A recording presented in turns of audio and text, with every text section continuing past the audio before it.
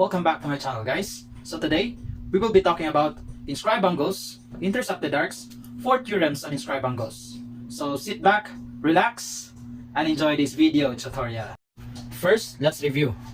Which of the following figures shows a central angle? A central angle is an angle whose vertex is on the center of the circle.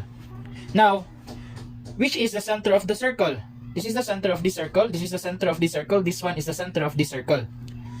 And what does vertex mean? So if we have an angle, this one is the vertex of that angle.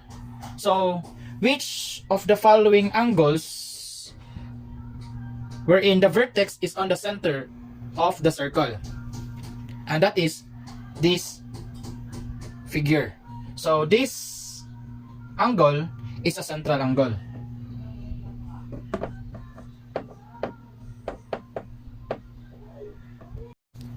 While this angle is called inscribed angle.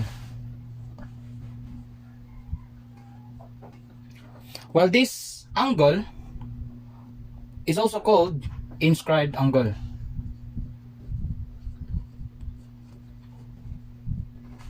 Now the question is, what is an inscribed angle? So an inscribed angle is an angle whose vertex is on a circle and whose sides contains the chords of the circle. So again, the word vertex is the common point of the two rays of the angle. So these are the vertex, and it should be placed on the circle. Next, the sides contains the chords of the circle. So when we say chords, these are line segment wherein each endpoints are on the circle. So for example, this angle, this is a chord, this one is also a chord, this one is also a chord, this one is also a chord, this one is a chord, this one is also a chord, or this is the diameter of the circle. Again, for the information of everyone, diameter is the longest chord.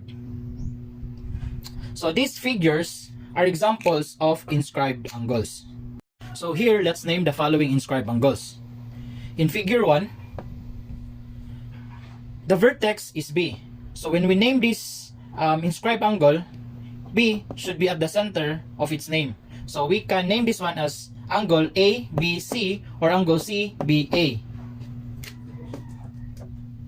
Angle A, B, C, or angle CBA. The vertex should be at the center.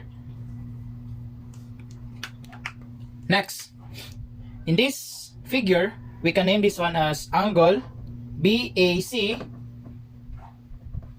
or angle CAB. Again, the vertex is at the center of its name.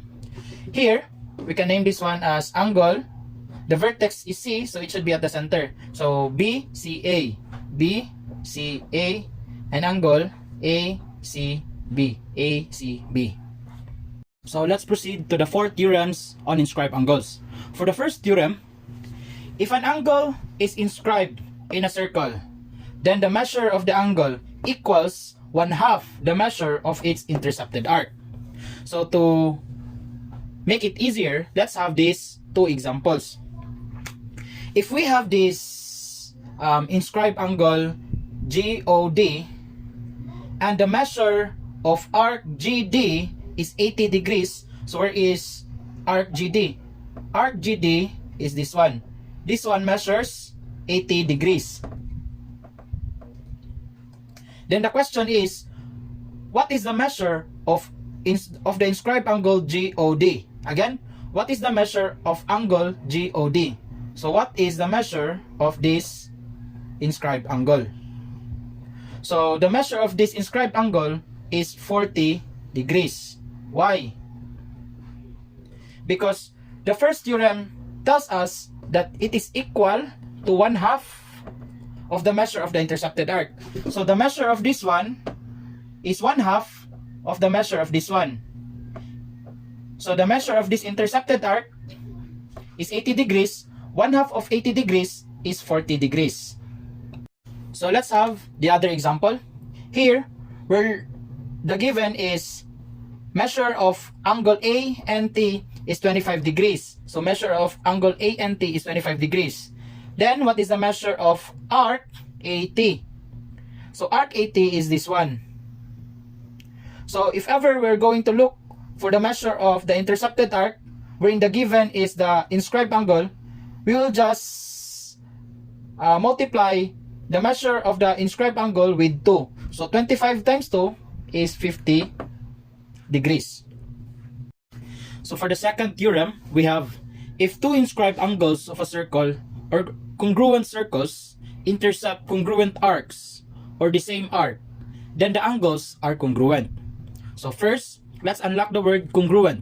Congruent means equal or the same. So to understand this theorem, let's have these examples.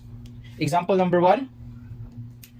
If arc AC is congruent to arc DF, if they are congruent, then angle ABC and angle DEF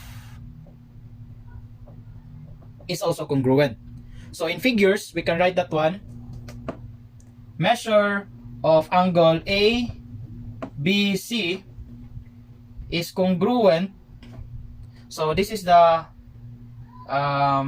symbol for congruent to angle DEF. DEF. So let's have this example. So if angle GHI intercepts the same arc with angle GJI, so the arc that they intercept is arc GI. If they have the same intercepted arc, then their angles are congruent. So the intercepted arc of GHI is GI. The intercepted arc of angle GJI is also arc GI. So it means that their angles are congruent. So we can write that one as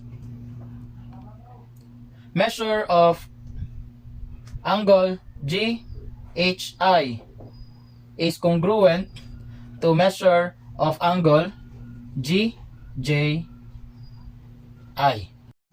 For the third theorem, we have if an inscribed angle of a circle intercepts a semicircle, then the angle is a right angle. So here, again, let's recap what is a semicircle. A semicircle measures 180 degrees, while a right angle measures 90 degrees. So here, an inscribed angle of a circle intercepts a semicircle. So there is an inscribed angle that intercepts a semicircle. So when we say intercept, ni igo or ni bangga og semicircle. So again, a semicircle measures 180 degrees. So it means half of the circle, because one revolution of a circle is 360 degrees. So half of it is 180 degrees, and that is a semicircle. So this inscribed angle intercept this semicircle. So we can put imaginary lines to really see if it is a semicircle. So we can say that that one is a semicircle, or it measures 180 degrees if the diameter of the circle is drawn or can be drawn on the end point of each sides of the angle.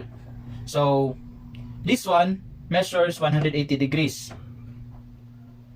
So this inscribed angle is a right angle, which measures 90 degrees. We can also apply theorem number 1 here, wherein the measure of this inscribed angle, this one, is equal to 1/2 of its intercepted arc. If the intercepted arc is 180, 1 half of 180 is 90 degrees. So this theorem number 3 can also be proven with theorem number 1. For the last theorem, we have, if a quadrilateral is inscribed in a circle, then its opposite angles are supplementary. So let's unlock the words quadrilateral and supplementary. When we say quadrilateral, it's a polygon, a four-sided polygon. So any four-sided polygon is called a quadrilateral. And when we say supplementary, it measures 180 degrees. Theorem number 4 states this way.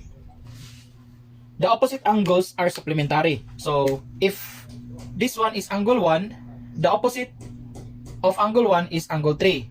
So when we add angle 1 and angle 3, then it should measure to 180 degrees, which is supplementary. So measure of angle 1 plus measure of angle 3 will be equal to 180 degrees. What is the opposite of angle 2? It is angle 4. So when we also add angle 2 and angle 4, it should measure to 180 degrees. Let's have this example. If angle 1 measures 75 degrees and angle 4 measures 98 degrees, let us solve for angle 3 and angle 2. So first, let's solve for angle 3. So angle 3 is located here. So the opposite of angle 3 is angle 1. So measure of angle 1 plus measure of angle 3 is equal to 180 degrees. Measure of angle 1 is 75 degrees. Plus measure of angle 3 is still unknown. So we can write that one as measure of angle 3, and 180 degrees can be copied. Next, we will use addition property of equality so that 75 will be placed on the other side. So to do addition property of equality, we write the opposite of this number. So we have negative 75 degrees and write plus 75 degrees. Copy measure of angle 3 and 180 degrees. What is written on the other side should also be written on the other side. So cancel out this one. What is left on the left side is measure of angle 3. 180 degrees minus 75, that is 105. And don't forget the unit, which is degrees. And that is the final answer. For measure of angle 2, the opposite of angle 2 is angle 4. So we can write measure of angle 2 plus measure of angle 4 is equal to 180 degrees. Next, measure of angle 2 is still unknown, plus measure of angle 4 is 98 degrees. And bring down 180 degrees. Again, we will use addition property of equality, or in our term, we use transposition. So measure of angle 2, and by using transposition or addition property of equality, 98 will be transferred to the other side. So that becomes 180 degrees minus 98 degrees. Measure of angle 2 is equal to, the answer will be 82 degrees. So that's it, class. Thank you for watching. I hope you've learned something from this video. To be more updated for my future videos, please subscribe in my channel, push the notification bell, and hit the like button. This is Sir Chan, signing off.